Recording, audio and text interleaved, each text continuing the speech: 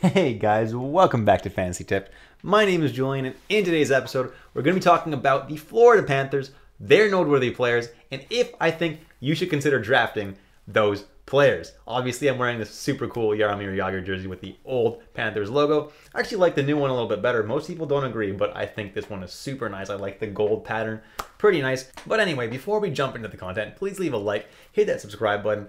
More than 50% of you that watch this video are not subscribed, so I really would appreciate it if you hit that subscribe button. I'm trying to hit 5,000 subscribers this year, so I'd really appreciate every single subscriber. Also, if you would like to support me, the link to my Patreon is down below.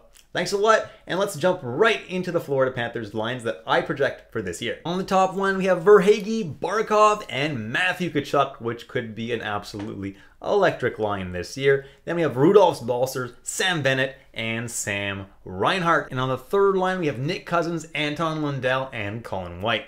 Now jumping into the noteworthy players, and the first guy on this list is Aleksander Barkov, who ended the season with 88 points in only 66 games, was absolutely stellar, and was literally 6th in the league in terms of fantasy points per game. And now he possibly gets Matthew Tkachuk on his line?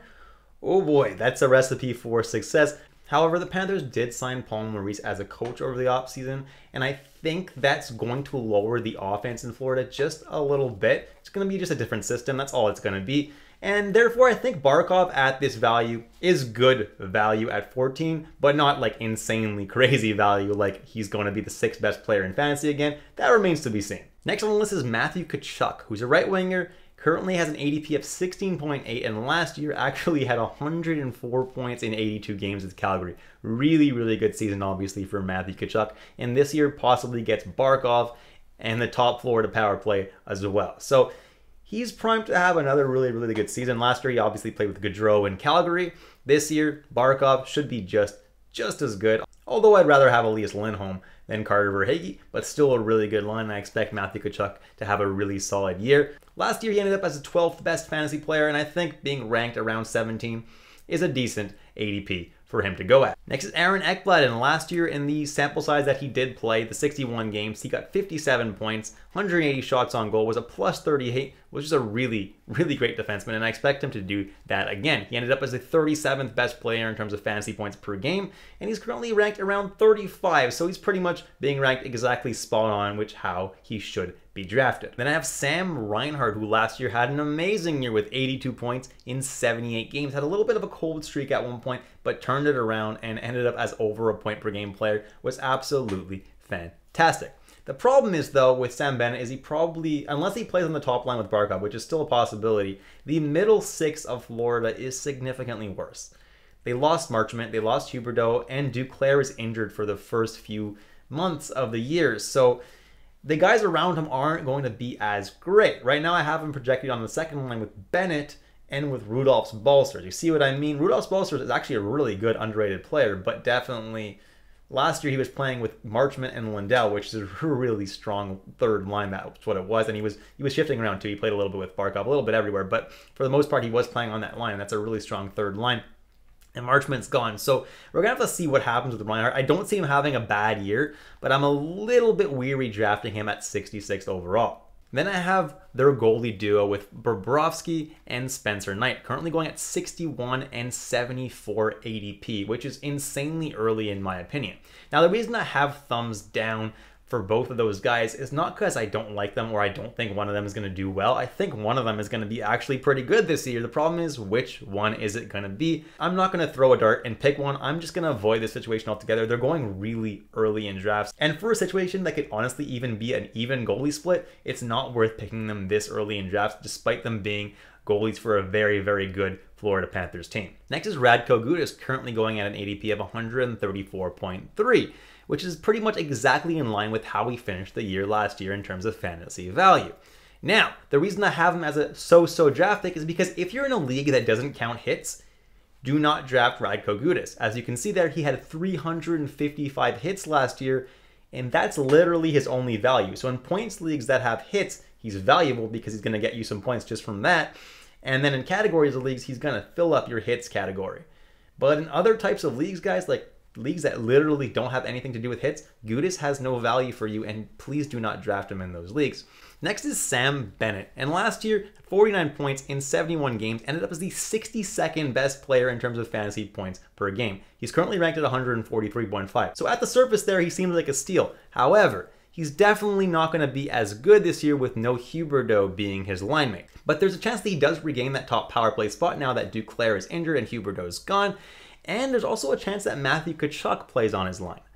He lost that left wing eligibility though, which is the biggest thing. So he's a natural center, and like I've been saying, guys, they're really not that valuable this year. And that's pretty much why he is so low, but also I'm not expecting his production to be as high this year. So at this value, I think he's actually a pretty good pick. Then I have Anton Lundell going a few spots lower at ADP of 157.0, had an awesome rookie campaign with 44 points in 65 games. But this year, no Mason Marchment on his line. Reinhart arguably moves up to the second line or first line.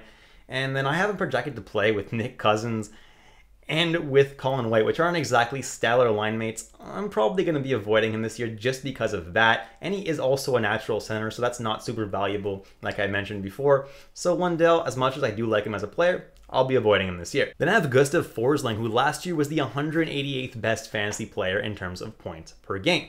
Now, he ended up with 37 points in 71 games, which is actually pretty good. You know, considering he didn't get any power play time or anything like that, he had himself a pretty decent season. But the thing is, that season was very much a career high in terms of almost all his stats last year, and he's being ranked even higher than that at 160 ADP. Come on, I don't think he's going to repeat that this year. I think it's possible that he does, but there's just not enough value there to justify me grabbing him around an ADP of 160. I'm going to be avoiding Gustav Forsling. And then I have Duclair, who last year had a really, really nice season with 58 points in 74 games. But the reality is, he should not be being drafted. He had surgery to repair his Achilles tendon and is probably going to miss at least half of the season. And unless you want to be keeping him on your IR for half the season, he's not worth drafting. And he's not a guy like Marchand or McAvoy that I'd be super happy to keep on my IR until he comes back. He's very, very good, and I'll definitely grab him a little bit before he comes back, but having him on your IR the entire season, unless you have a really huge IR, not really worth it, and I'm not drafting him at this range.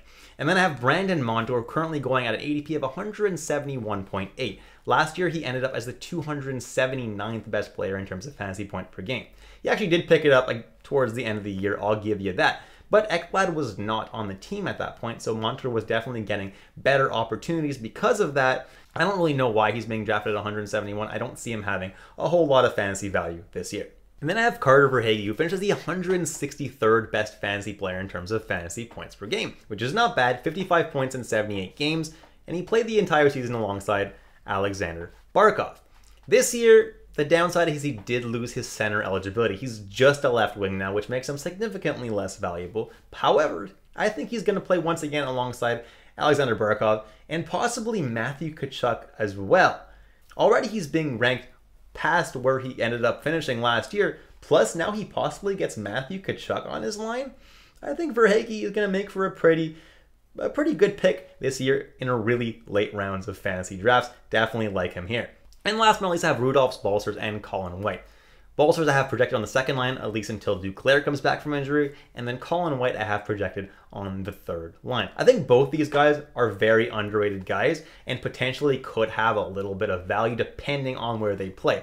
My lines are what I project, but they're not necessarily what's going to happen. So we're going to have to keep our eye on Florida Panthers training camp and see where these guys are playing and how these guys look in camp. If they look good, maybe I'll consider picking them up during the season if they're scoring points. Otherwise, for now, I'm not drafting them, and I'd suggest you guys do the same. And that's it, guys. Thank you so much for watching all the way through. Please leave a like, hit that subscribe button, and hit that notification bell if you want notifications for all of my preseason content. If you do want to support me, the link to my Patreon is down below in the description. Thank you so much, guys, and I'll catch you in the next episode of Fantasy Tipped.